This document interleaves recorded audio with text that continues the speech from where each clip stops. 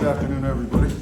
Appreciate you guys being here. As you can tell, that's a really fired up and energetic locker room. Just a hard-fought game. A lot of back and forth. Explosive plays by us, explosive plays by them. We had some errors on special teams that certainly hurt us. But one thing that didn't hurt us was our effort. We always play hard. We play with resiliency. And made some really key plays when it mattered. We were aggressive on fourth downs, which helped us. And we got some key stops when we had to as well. Felt like we pressured their quarterback more. He's a really good player. You know, again, he was our quarterback back at Oregon back in the day. So it's a lot of good stuff, but I'll open up the questions.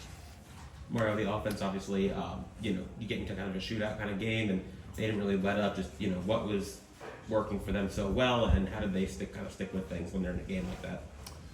Well, I mean, we can get chunk plays, but what's starting to come around is our running game. That's probably the biggest difference. And I think credit to Coach Merritt, he felt that AJ had a great week of practice and was going to provide a great changeup, and he really did. I mean, those couple of first down runs he had were key, and then Damien got going. I mean, he just about carried everybody in the end. So Mark had a good day. Had the fumble. I know he'd love to have that back. I mean, they got 2 quick scores and in no time to make it a tie game, but we feel very confident that if it does come down to that we can respond well. We don't want to get there.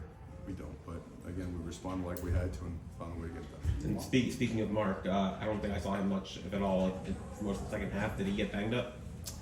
No, he's good at 13 carries, 73 yards, had a couple catches. He's a great player for us, and all those guys got to play. Those guys are good players, and the offensive line getting Jalen Rivers back was awesome, but having Markel also play a bunch was awesome. There's a really a high-level, dependable, tough offensive lineman that we can count on to win games in case of a pinch or just as part of the rotation. So all in all, was I think we rushed for, what did we rush for? 40 for 219. So certainly a lot of progress in the right direction, and we look forward to improving upon that and other things as well. Mario, on that last drive when Ward, the fumble recovered for a touchdown, we were waiting for the review, just what's going on there? It seems like third game in a row where the late game, late call, and then just the team being able to stick with it after it got. Yeah, they're close calls, but I mean, that's what replay's for, and they called it right. And, so it is what it is. I mean, we end up on some of the wrong side. I mean, they had a first down, when something was reviewed as well, and a catch as well. There was a couple other things that went with that. So, but that's part of the game, man. You just got to keep playing, especially with a team like that can shoot out with you. They've got really good players and a really good quarterback. You just have to keep playing, and your mentality has to be a 1-0 mindset, regardless of the result of the previous play. The play before that, where Ward had the 22-yard gain on the third down, he's made several big plays like that this year. But what is it about him that allows him to do that in those types of situations? Well, I mean, besides the ability, his awareness of his understanding, his football IQ, his understanding of coverages. There's certain rushes that come with certain games that are going to provide space, and I think he understands how to set up that space even more by looking off a defender and creating more room. And he could run. I mean, he's a guy he's been clocked at some high miles per hour, some real good high-speed running. So a lot of confidence in him running or throwing the football. How about Sam Brown's performance? He made a couple explosive plays for you guys. He did. I think it was awesome to watch him have that type of a performance. When you're a receiver, everybody wants the ball, right? And I think Coach Dawson hit it right on the head. It's like it doesn't matter who gets the ball. It matters if we win. And sometimes the ball is going to come your way in this offense, and sometimes it won't. You better block your butt off. If you can't do that, then you can't play in this offense. And what you've seen throughout the year, it's been someone else's day, on each particular game. So Restrepo always has a day. So he's kind of like the X factor in that thing. But so that's what it is. I mean, Sam has been working hard. He joined us so late in the process, man. He's really coming on, and looking forward to some more big plays out of him. Popo getting the fumble recovery touchdown in the first half. He's a guy that you guys talk about a lot, but for him to have a moment like that, especially with how that could have changed things in the game. No doubt. Popo, just a grinder, hard worker. I mean, he's a 245-pound guy, so when he hits you, you feel it. And he's been playing excellent football for us. You see him more in the rotation now. I mean, you see Kiko, Wes, and him there. Jalen Alderman also played a bunch of snaps also. You're seeing guys getting more and more reps. Chase Smith getting some more reps. So sky's the limit for Popo. Really happy to see him go because he's got great energy. Like, the guys love him. He's a great leader. And to see him play better and better is it's awesome. You mentioned big plays, and obviously big plays for both teams.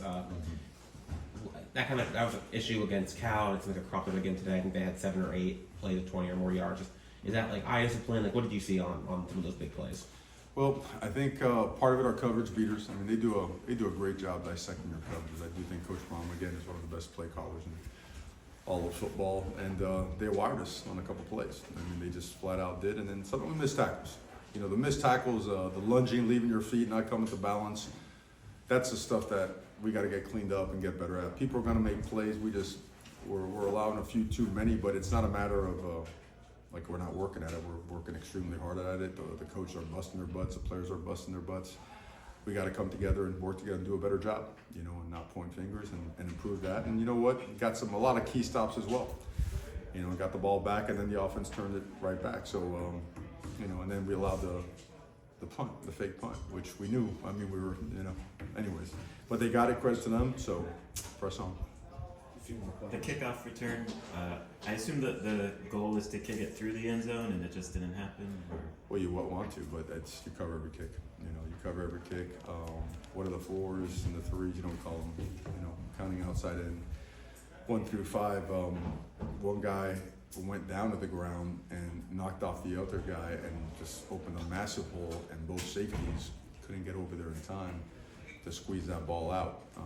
Just absolutely horrible job covering that kick. And the other one, there was another one that wasn't very good either. So we've been giving a lot of guys opportunities on that, and they better earn that crap, because if you get playing time at the University of Miami, it's a tremendous privilege. So that's going to be a rough meeting, and it needs to be a rough meeting because our expectations were not met in that department.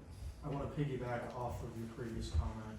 With true freshmen, we're able to get a lot of play time today, especially St. Patterson. Can you talk about just the performance of this freshman class? Yeah, we knew them coming in that they were just a really high level class. They were high caliber athletes, really good mentality.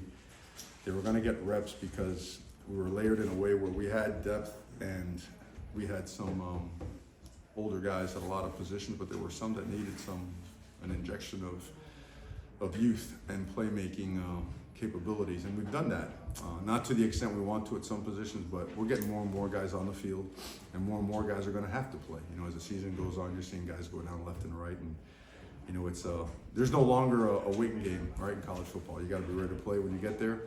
And long ass answer to your short question, man, but hopefully it makes some kind of sense. You went Sorry for about it that. a couple times, 4th and 1, deep in your own area. Did you come into the game thinking you might have to do that with a shootout type of game flow, maybe? I mean, you couldn't. I mean, you were going to gain a possession one way or the other, and so were they. They gained it in the form of a fake punt. We were going to gain it back in the form of going for, I think we're at our 28, 29, something like that. You know, I'm sure you guys will love writing about me on that one, but I thought it was the right thing. Trust the big guys up front, and I like the size of our back. So we like what we saw. You know, we're not just going to run our head into the wall and hope that it works out. We like what we saw. We like what we saw in the form of those 2 particular plays, which I won't get into detail about the scheme, but it worked out for us well. It was a big factor in the game. Thank you, Coach. Okay, awesome. Thank you, guys.